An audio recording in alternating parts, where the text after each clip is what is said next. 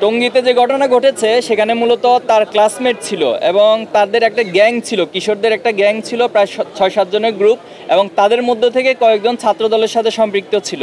মূলত তার বন্ধু তাকে মেসেজ দিয়েছে যে আসো আমরা একটু চা খাই, এই কথা বলে তাকে নিয়ে গিয়ে তাকে সেখানে বেদড়ক, অর্থাৎ এখানে বাঁশপট্টি আছে তামিল মিল্লাত কামিল মাদ্রাসার গেটের ঠিক অপোজিটে। তো সেখানে তাকে অনেকক্ষণ মারধর করে এবং তাকে বিগত সময়ে যে কুয়েটের বিষয়ে ছাত্রদল বা এই সংক্রান্ত সে কেন পোস্ট দিয়েছে এই বিষয়গুলো প্রশ্ন করেছে এবং একটা পর্যায়ে তাকে ছুরিকাঘাত দিয়ে আহত করেছে, যেটা আমরা দেখেছি গণমাধ্যমে, সে রক্তাক্ত হয়েছে। পরবর্তী তার চিৎকার শুনে পার্শ্ববর্তী কিছু পথচারী তাকে সেখান থেকে উদ্ধার করে এবং তার সাথে সেখানে তার বন্ধু মামুন, যে ছাত্রদল কর্মী, আমরা অনেকগুলো ডকুমেন্টস পেয়েছি এবং তাকেও গ্রেপ্তার ধরে রাখতে সক্ষম হয় এবং থানায় গিয়ে তার বিরুদ্ধে মামলা করা হয়। তো এটি মূলত সেখানকার ঘটনা ছিল। একজন শেষ।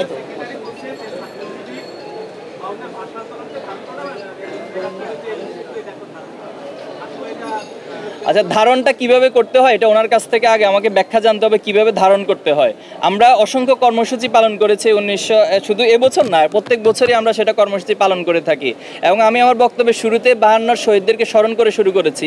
এরপরে কিভাবে ধারণ করতে হয় এটা ওনার কাছ থেকে একটা লিখিত স্ক্রিপ্ট আমাকে দিবেন, আমরা সেভাবে করে ধারণ করার চেষ্টা করব।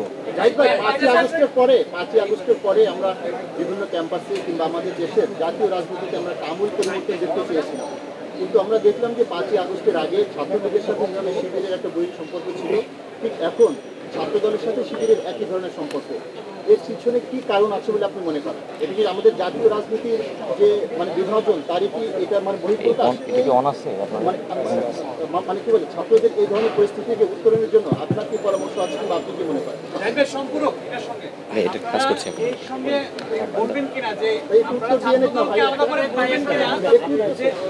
একটা শেষ করি তাহলে, সম্পূরক এরপর না আসলে বলবেন আর কি।